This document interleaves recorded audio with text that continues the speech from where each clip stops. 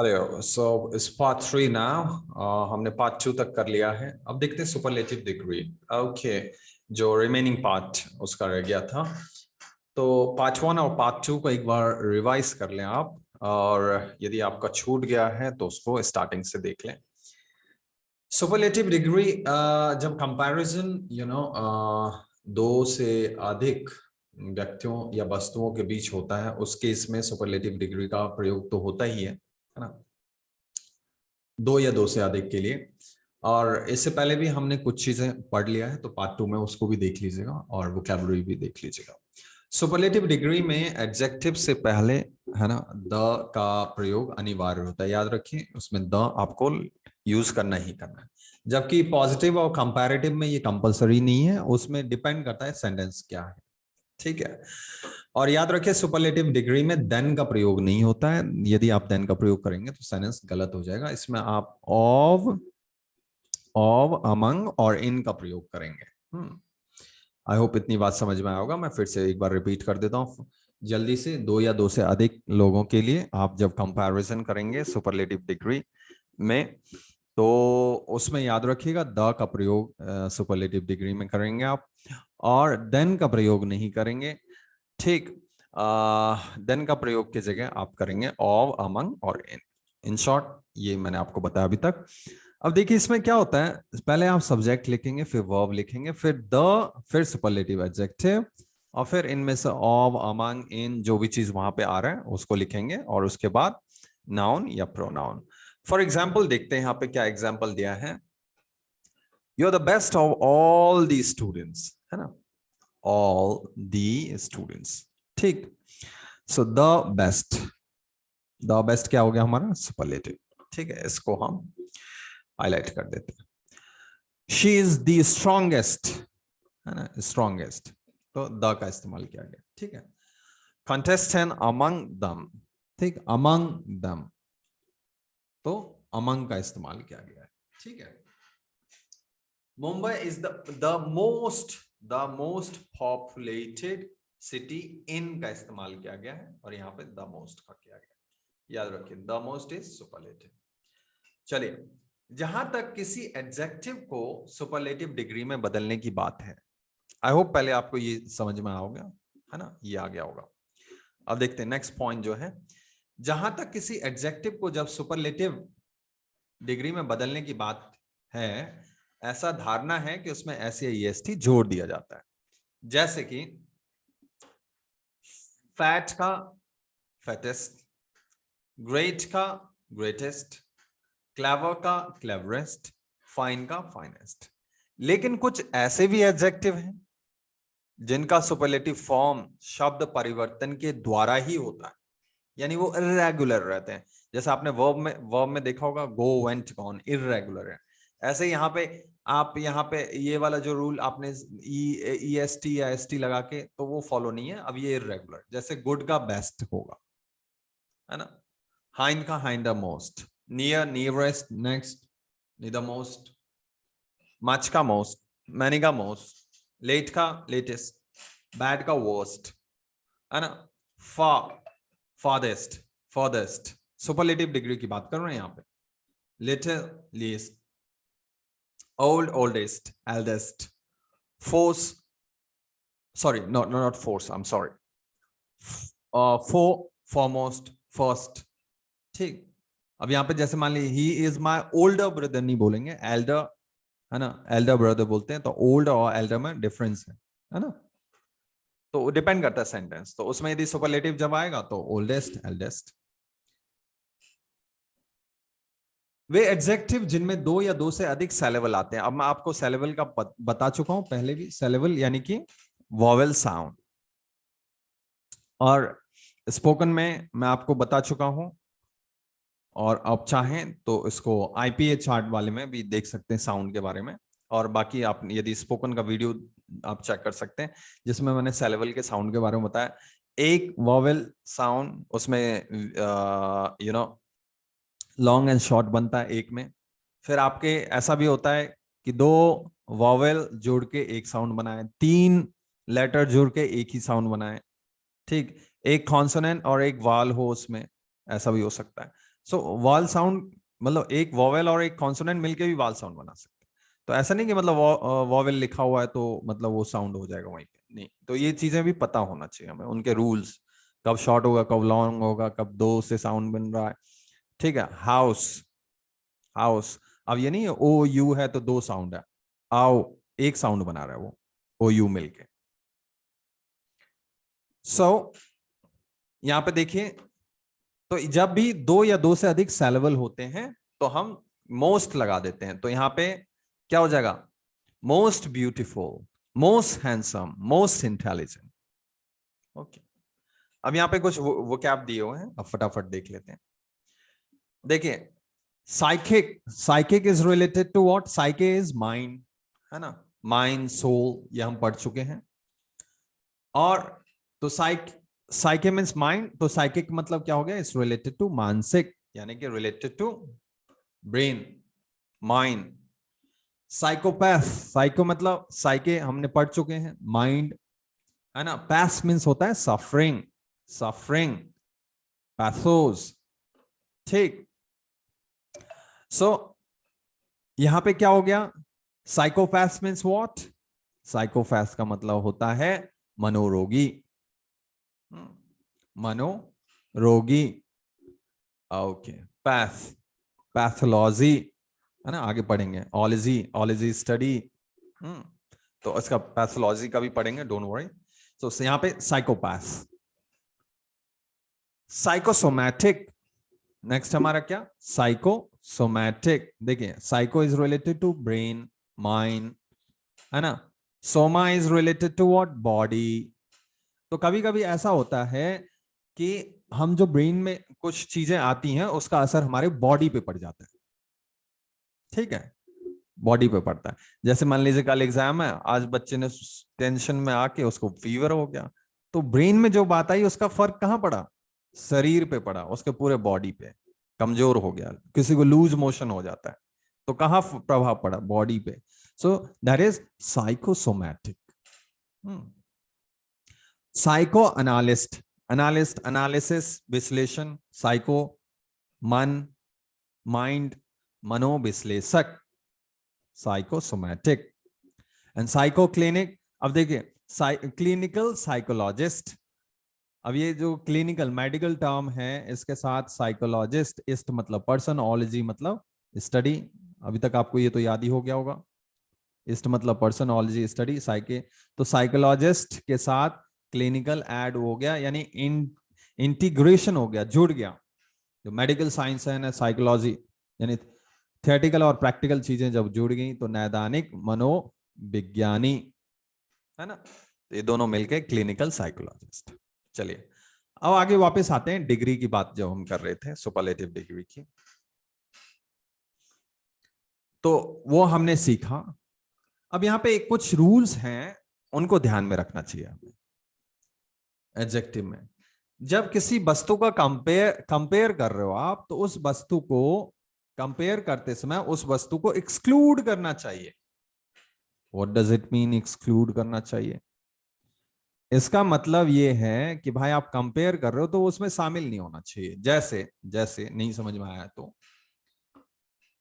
Iron is harder than any metal, इसका मतलब ये हुआ, इसका मतलब ये नहीं हुआ कि आप कंपेयर तो कर रहे हैं, लेकिन इसका मतलब ये हुआ एनी मेटल में आयरन भी शामिल है, और उन सब में से आयरन सबसे हार्डर, आपने उसको अलग ही नहीं किया। तो इस वाक्य का अर्थ हुआ आयरन किसी भी मेटल से अधिक हार्डर है, किसी भी मेटल में आयरन भी शामिल है। आ रहे समझ में? तो आप इसको एक्चुअली इसको ऐसे नहीं लिखना है, आप इस तरह से लिखें, iron is harder than any other metal. अब ये आयरन अलग है और अदर मेटल अलग, ठीक है। Now it's correct. This building is larger than any building in the town, ठीक है। तो अब ये इनकरेक्ट हो गया, क्यों? क्योंकि ये जो दूसरे बिल्डिंग है टाउन में, उनमें ये बिल्डिंग भी शामिल है, तो आपको इसको अलग करना चाहिए। सेंटेंस करेक्ट कैसे बनेगा? This building is larger than any other building in the town, इस तरह से कंपैरिजन करना। Got it? जब भी हम कंपेयर करेंगे तो उसको अलग करेंगे. There is more intelligent, sorry there की जगह ही चलिए ही ले लेते. He is more intelligent than any student of his class. नहीं, एनी अदर स्टूडेंट, बाकी स्टूडेंट से, क्योंकि वो अलग है ना. Ram is stronger then all student, इसका मतलब राम भी उसी में शामिल है. नहीं, Ram is stronger then any other students. याद रखिए. Got it? रूल. नेक्स्ट पढ़ते हैं. एक वाक्य में, इसमें से कोई भी डाउट होता है आप लाइव सेशन में जरूर पूछें, है ना. ओके. बाकी यूट्यूब में ऑप्शन है आप वीडियो को स्लो और फास्ट करने का, तो उस हिसाब से आप एडजस्ट कर सकते हैं स्पीड को. वाक्य में दो कंपैरेटिव एडजेक्टिव एक साथ प्रयोग करना गलत है, याद रखिए. एक साथ आप नहीं कर सकते, है ना. जैसे एग्जांपल देखते हैं. He is more wiser. अब दो दो कंपैरेटिव का इस्तेमाल नहीं कर सकते. He is wiser than you, है ना. I am comparatively better. अब कंपैरेटिवली भी क्या है, कंपैरिजन के लिए यूज होता है. बेटर भी कंपैरिजन के लिए, गलत हो गया. आई एम बेटर टुडे, या फिर आई एम कंपैरेटिवली वेल टुडे.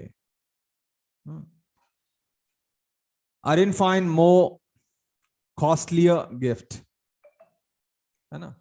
तो कॉस्टलियर क्या है, कंपैरिजन हो रहा है, गलत है. मोर कॉस्टली गिफ्ट. यदि एक एडजेक्टिव कंपैरेटिव डिग्री में है, एक एडजेक्टिव किसमें है, कंपैरेटिव डिग्री में है, तो उसके साथ पॉजिटिव डिग्री का प्रयोग किया जाता है. एक कंपैरेटिव में है तो उसके साथ पॉजिटिव आएगा. जैसे मोर कॉस्टली, कॉस्टलियर नहीं, है ना. दोनों कंपैरेटिव हो गए. कंपैरेटिवली शब्द के साथ कंपैरेटिव डिग्री के एडजेक्टिव का प्रयोग नहीं करना चाहिए, है ना. कंपैरेटिव से पहले रादर का प्रयोग किया जा सकता है. जैसे शी इज रादर बेटर. अब रादर जो है और बेटर, बेटर कंपैरेटिव है, तो उसके साथ उससे पहले रादर का इस्तेमाल कर सकते हैं आप, है ना. या फिर यदि आपने लिखा शी इज फेयरली बेटर, तो अब ये क्या हो गया, अब ये फिर से कंपैरेटिव वाला प्रॉब्लम हो गया, है ना. तो दो कंपैरेटिव आप एक साथ नहीं रखेंगे. नेक्स्ट रूल देखते हैं. कुछ एडजेक्टिव जैसे सीनियर, जूनियर, है ना, पोस्टीरियर, सुपीरियर, इंफीरियर, इंटीरियर के साथ कौन सा प्रीपोजिशन आप लगाते हैं, इसके साथ आप लगाते हैं टू, है ना. टू, याद रखिए. फाइन. तो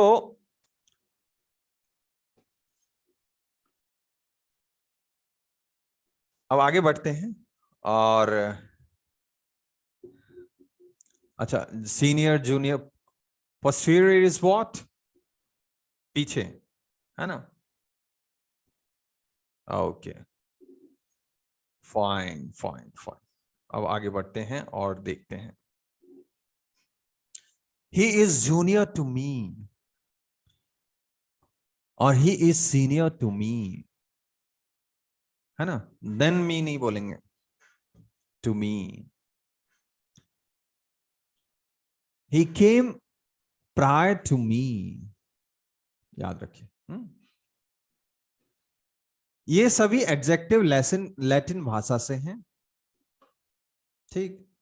एल्डर, प्रेफर, प्रेफरेबली के साथ टू का सही प्रयोग होता है. आपको याद होगा स्पोकन में आपने क्या होगा, I prefer tea to coffee, I prefer fast food to homemade. Okay, तो आप कुछ भी बोल सकते हैं.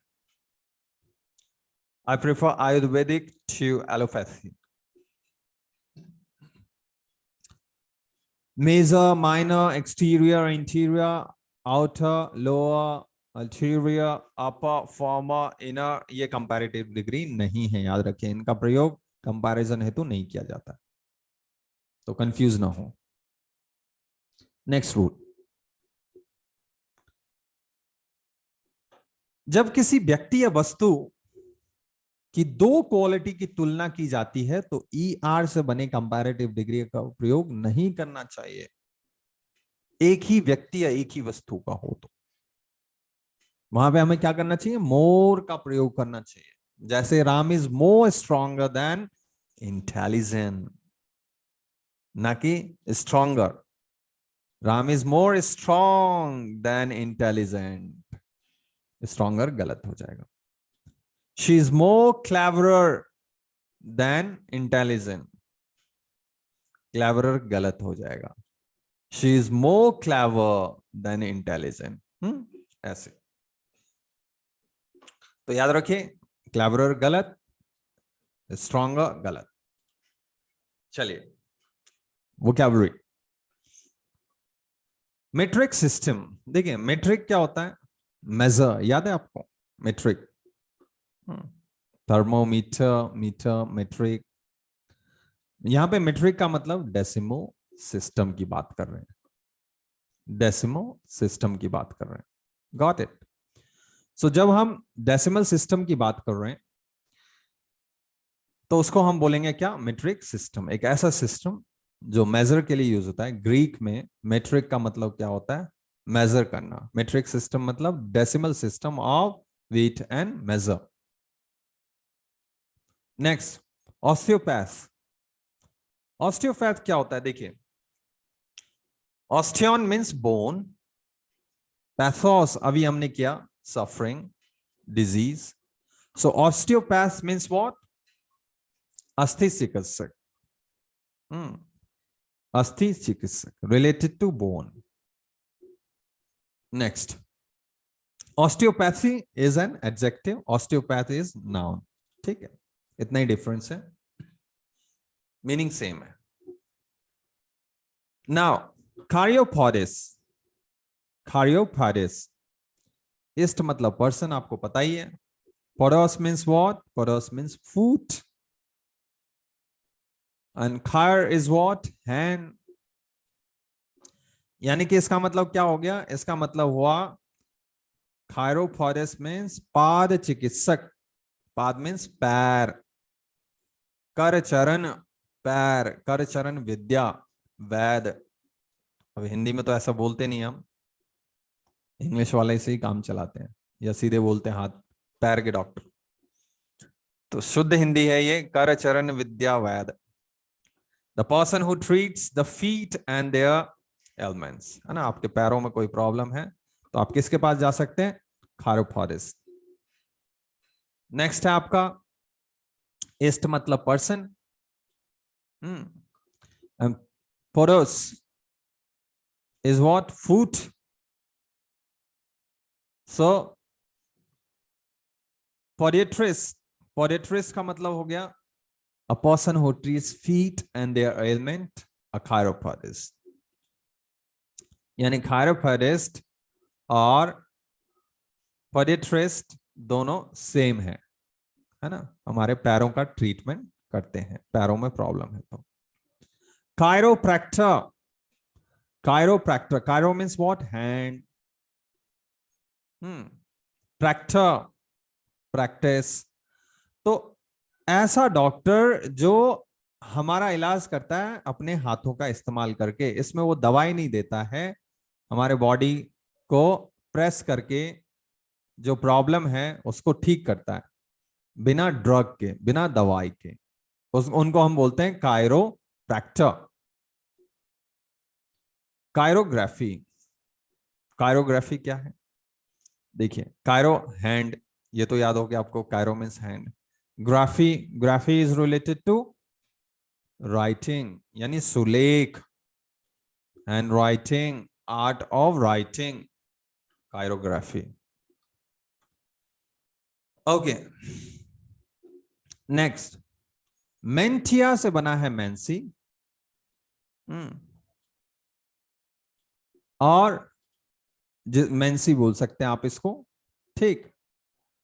और कायरो मीन्स हैंड, यानी कि डिवाइनेशन बाय द हैंड या पामिस्ट्री, जिसे आप बोलते हैं पामिस्ट्री, आपके हाथ के रेखा जो होती हैं, है ना, उनको स्टडी करते हैं, तो इसको बोलते हैं कायरोमेंसी, है ना।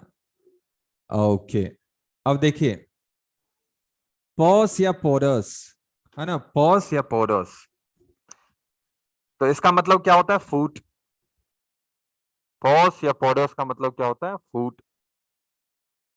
ठीक है, पोरस से ही बना है पॉस। ऑक्टोपस, ऑक्टो मीन्स 8, और पस, पस या पोडोस मतलब फूट। तो ऑक्टोपस के कितने पैर होते हैं? 8। पस इज पोरस, ग्रीक में फूट, है ना। तो प्लेटोपस, प्लेटोपस का मतलब क्या हो गया? ब्रॉड पैर वाले, बड़े पैर वाले। पस, फूट। तो ऑस्ट्रेलिया में पाया जाता है, एक मैमल होता है, उसके बहुत बड़े पैर होते हैं। नेक्स्ट हमारा पोडियम, तो पोडोस, पोडियम, तो आपको पता है पोडियम क्या होता है? जो जहां से हम लेक्चर डिलीवर करते हैं, स्कूल कॉलेजेस में आपने देखे होंगे, है ना, पोडियम। ट्राइपॉड, पॉड, पोडस, पैर से बना है, जिनके जिसके 3 पैर हों। आजकल ट्राइपॉड आते हैं जिसमें हम कैमरा लगा के शूटिंग करते हैं, ट्राइपॉड, है ना। ऐसे स्टेडियम, ग्रीक वर्ड, है ना, स्टेडियम जो है ग्रीक वर्ड है, तो स्टेडियम से बना हुआ है, यानी रनिंग ट्रैक के लिए। स्टेडियम। ग्राफिन, ग्राफिन का मतलब क्या है? देखिए ग्रीक वर्ड टू राइट, देखिए ग्राफिन मीन्स क्या हो गया? ग्राफिन जो ग्रीक वर्ड है एक, ये इंग्लिश का वर्ड नहीं है, उसको इंग्लिश का वर्ड मत समझिएगा। ग्राफिन जो है वो ग्रीक वर्ड है, जिसमें ग्राफिन का मतलब होता है टू राइट। अब इससे कौन कौन से वर्ड बने वो देखेंगे, वो इंग्लिश के हैं, ये रूट वर्ड है मेन। तो इससे बना है ग्राफोलॉजिस्ट, इस्ट मतलब पर्सन, ओलॉजी मतलब स्टडी, इतना तो याद हो गया होगा आपको। और ग्राफ, ये अभी आपने रूट वर्ड सीखा, मतलब टू राइट। तो ग्राफोलॉजिस्ट मतलब ऐसे आदमी जो आपकी हैंडराइटिंग देख के आपके बारे में बता दे, ग्राफोलॉजिस्ट बोलते हैं। हैंडराइटिंग एक्सपर्ट, जो आपको हैंडराइटिंग देख के आपके कैरेक्टर के बारे में, चीजों के बारे में बता दे। Calligraphy, graphy is means to write, calli means beautiful, तो कैलीग्राफी आपको पता ही होगा, अधिक सुंदर लिखना, है ना। ग्रीक रूट क्या है? कैली, कैली मतलब सुंदर। ग्राफो या graphy means what? To write, है ना। अब एक यहां पे क्वेश्चन आता है कि कैलीग्राफी एंड कायरोग्राफी में क्या अंतर है? ठीक है, कायरोग्राफी एंड कैलीग्राफी में क्या अंतर है? तो याद रखिए, the difference is that calligraphy is the art of having a beautiful handwriting, जबकि कायरोग्राफी क्या है? Chiro is related to again hand, and graphy is what? To write, is the study of how handwriting has developed and its various aspects. While graphology क्या है? Graphology is the science of deciding a person's character from his handwriting. Graphology से handwriting से आप पता करते हैं कि वो आदमी किस कैरेक्टर का होगा। ठीक, तो 3 चीजें यहां पे आपने, difference between calligraphy, chirography and graphology. ठीक है, ये तीनों का डिफरेंस आप एक बार दोबारा रिपीट करके सुन लीजिएगा वीडियो। नाउ नेक्स्ट वन, तो ये हम कुछ इंपॉर्टेंट वोकैब जो दिए हैं, ये हम इसको आज खत्म कर लेते हैं जितना पॉसिबल होगा। ओके, और यदि टाइम कंस्ट्रेन होता है तो मैं वीडियो वहीं पे स्टॉप कर दूंगा। चलिए, कार्डियोग्राफ, कार्डियोग्राफ, ठीक, यानी कि कार्डियोग्राफ इज व्हाट? जो आपके कार्डियो, हार्ट ग्राफ, है ना, तो एक ऐसा इंस्ट्रूमेंट जो आपके हार्ट बीट को मेजर करता है ना। फोटोग्राफी, देखिए photo means what? Photo light होता है फोटो का मतलब, ठीक है। ग्राफ रिप्रेजेंटेशन, ठीक, या ड्राइंग या राइटिंग, तो फोटोग्राफी मतलब आपको पता ही है, जो फोटो क्लिक किए जाते हैं। अब एक नया रूट वर्ड है स्नेक्स। स्नेक्स मतलब old, to grow, to become, Latin में।